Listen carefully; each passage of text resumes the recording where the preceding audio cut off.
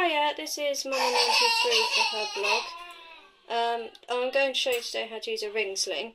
This is an Elaroo, if I can find it, Elaroo Freedom ring sling that I have kindly got from Andover Sling Library. So, the basis is, find the inside, on this one there's a label, and put the rings on the shoulder that you want the weight to be carried on. So if you have a bad shoulder this side, it's probably not a good idea to put it on that side.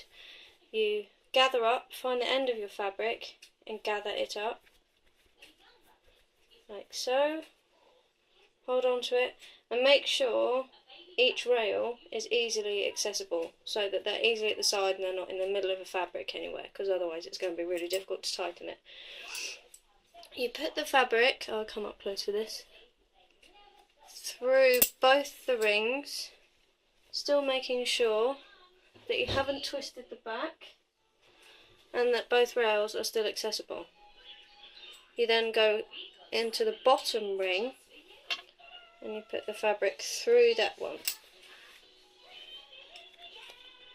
You then straighten out each side so that you still have the rails accessible, and you know how big your own child is, so you can tighten it to how big you reckon it's going to need to be before you put the baby in. It just saves faffing about at the last minute.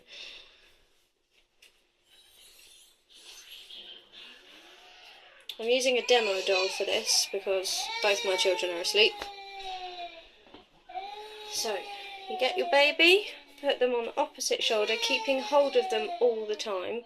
As a disclaimer, I always say never practice a carry or using a wrap or sling that you have never tried before with your own child. Always use either a doll or a teddy bear. So you put them through, pull up the fabric so that it's high up their back, spread their legs to make the seat. Make sure they've got a nice seat in there.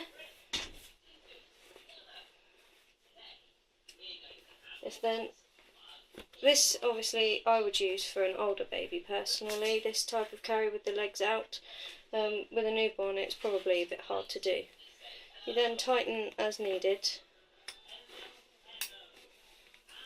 to make sure they're close into you.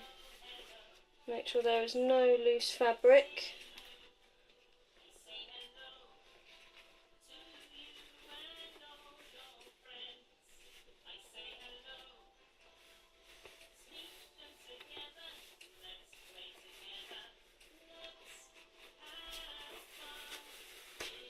Sometimes you may need to move the baby round a bit, but still make sure that you have that seat in there. And that their knees are higher than their bum.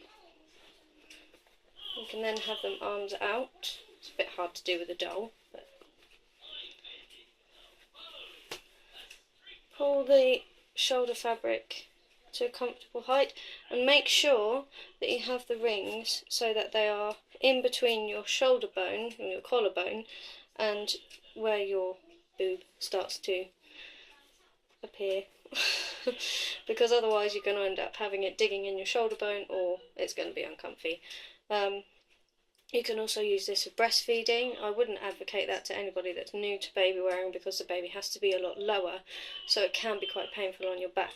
But if you did want to breastfeed, all you need to do is pull this bottom ring, because that is the one that secures the fabric in place, so that is what makes it unslippable.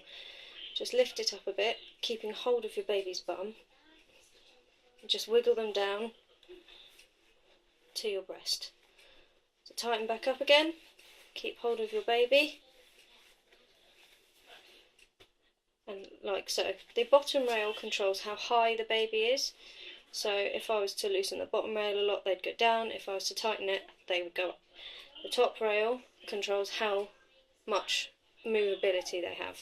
So the tighter it is, the better. But you obviously don't want to be squeezing them. So yeah, that's a ring sling. For a newborn, take the model out. Obviously with a newborn their legs are a lot smaller, so you probably wouldn't be able to have the legs hanging out. So what I suggest is to froggy them. So you put both their feet together and you bend their knees so the pelvic cavity is still wide, still is a better position. Pull the sling up and then just tuck it in under their legs.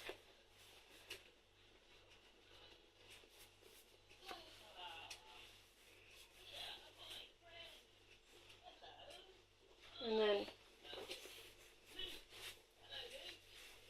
like so. So their legs are still in a good position. They are still, pelvic cavity is still wide, it's just their legs aren't dangling, their feet aren't going to get cold. So that is what I'd suggest for a newborn. I would never suggest carrying your newborn in a cradle position. So, for example, the newborn is like this in the sling, because that has a danger of suffocation and is against the tick's